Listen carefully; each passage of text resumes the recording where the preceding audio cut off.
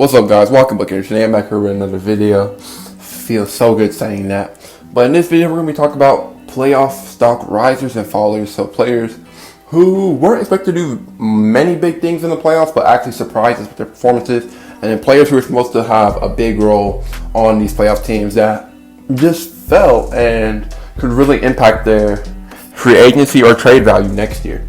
But before we start the video, I know it's going to be making, so make sure to drop a like, comment down below, and new videos you want me to do, and don't subscribe to the channel at 107 right now. Trying to hit 125 soon and 200 as fast as possible. But now let's get started.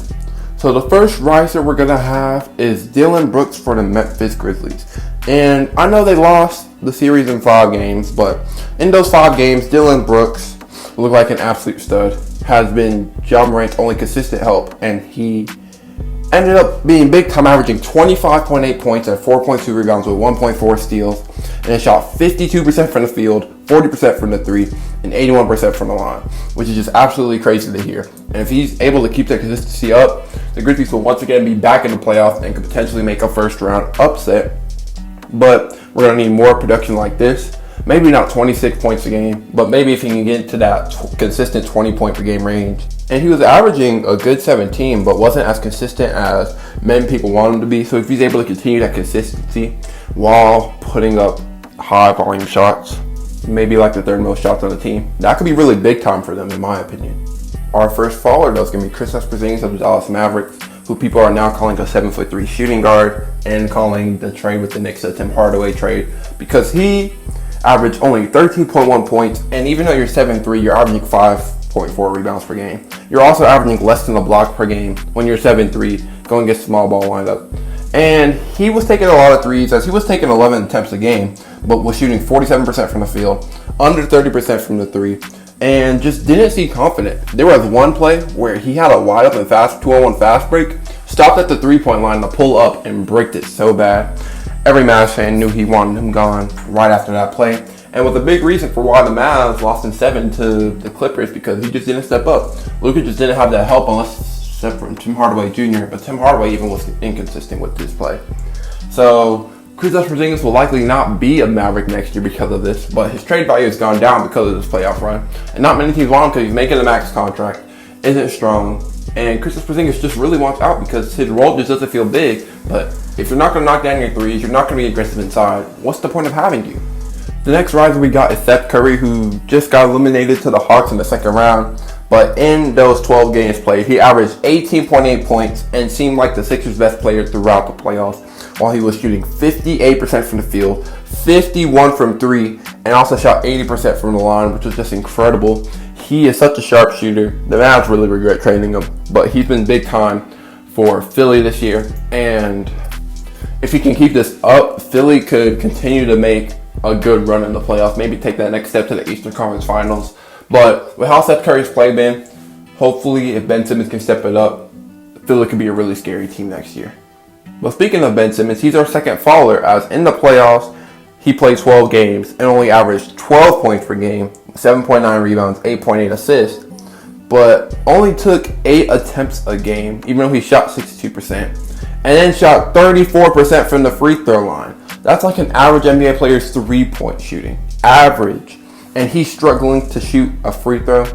They started doing the hack the Simmons tactic, the Wizards and even the Hawks did for a little bit, and he was just such a liability on offense. And on defense, he was doing pretty good until he let Trey drop 49 on him. So if you're not going to defend really well, and you're not going to hit your free throws, like, yeah, you can pass, but if you're not going to help him get big time buckets when you need them, what's the point? And now his trade value has also gone down, and there's a lot of rumors of him being potentially traded. But with how much his value went down after this year and his big contract, you don't know what's going to come next for Ben Simmons next year. Next up, we got a riser in Reggie Jackson, who cooked the Mavs and then cooked the Jazz even worse, as this playoff he's been averaging 17.3 points per game and 3.3 assists, shooting 50% from the field, 42% from the 3, and adds 93% from the line. This man has been efficient. He's made a lot of deep threes, and he's made a lot of big plays. He was attacking Rudy Gobert inside and finishing with ease. And this man's just been big time for the Clippers, and is one reason why they're still in the conference finals, even with Kawhi out. Our next follow is going to be Tyler, Mr. Bubble Herro. As Herro has a nickname of a baby goat, but he did not seem like that in the playoffs, as in the 4 games he averaged 9.3 points, shooting 32% from the field, 32% from the three. And he didn't miss a free throw, but he was just so inconsistent for Miami. People were expecting big things after that one playoffs record against the Lakers, being big time in the playoffs, even though he was only going off for one series and did pretty good every other series. But it just did not turn out that way this year. He's kind of been an off-the-bench type player, and he just became even worse in the playoffs when the fans are here, you hear the noises, and now he's starting to struggle. You can see the mistakes he's making.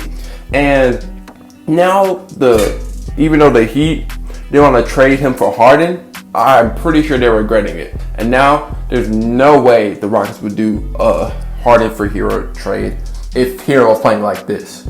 And even though he's still in some trade rumors, he's not having that big time value anymore. The next stock riser is Derrick Rose, who averaged 19.4 points per game and 5 assists, shooting 48% from the field, 47 from three, and didn't miss a free throw in the 5 games against the Hawks. He was probably their only consistent player. Randle stank. RJ Barrett was inconsistent. And Derrick Rose had to step up, and he was the one who led him to even take one game. And even though Randle and RJ sold, Rose just kept them in the fight. But Trae Young was just too much to handle, and it didn't go very well for him. But even though that happened, Derrick Rose still had an amazing series. And when he's up for his next payday, he could probably be a really high paid 6-man now because of it. The next stock faller, Kyle Shanghai Kuzma, who only averaged 6.3 points and 3.8 rebounds, but shot an abysmal 29% from the field and 17% from the three. Lakers fans, I've seen them make a lot of mock trades where they overvalue Kyle Kuzma. And now, even though he's only making $13 million, this was just an awful series for him. And he was one of the reasons why the Lakers lost. Yes, I know AD got hurt, but when he got hurt, Kyle Kuzma didn't step up. And if Kyle Kuzma would have stepped up, the Lakers probably would have took this game 7 and he potentially had a chance to win. But with his awful play, even though he was playing 22 minutes per game, it was just so bad because he can't defend very well either. So it was really tough for the Lakers to be able to thrive with him on the court. And because of that, his trade value has gone down a bunch. The final stock riser I want to mention is DeAndre Ayton, who just had that game-winning tip dunk in Game 2 against the Clippers to give him a 2-0 lead. And in this playoffs, he's been big. Even though he's played 12 games, he averaged 16.3 points and 10.8 rebounds. And he's shooting 72.6% from the field and actually hitting his free throws at an okay rate of 64%. And just his inside presence, everyone wanted him to step up, but they were having questions that he would be ready for that big time. But he proved everyone wrong. He's had a lot of big games. He defended Jokic very well. Yes, Jokic was having high numbers, but compared to what he was averaging in Portland, it was a huge difference, along with his efficiency going down. And because of that, the Suns are able to make a deep run. Now they're in the Western Conference Finals, on their way to potentially making the finals. And the final stock faller, I already mentioned his name before, but it's Julius Randle. After he averaged 24.1 points, 10.2 rebounds, and 6 assists in the season, and had an MIP season. He ended up in the playoffs averaging 18 points, 11.6 rebounds, and 4 assists. But with those 4 assists, he averaged 4.6 turnovers, shot 30% from the field, 33 from 3. Even when he shot 85% from the line, that's an awful true shooting percentage. And averaging more turnovers than assists when you're supposed to be the number 1 option on this playoff team just isn't going to work out. And now Julius Randle is being memed on again as the player he was last year, even though he had an incredible year this year. But what do you guys think about my 5 guys? What guys could I mention? I know I could have mentioned Kemba, but since Kemba already got traded, I didn't want to mention his name. He also didn't play too many games. I wanted to mention guys who played at least 4 games, at least a full series. But what do you guys think of the list? Comment below any videos you want me to do, and subscribe to the channel. Peace out, guys.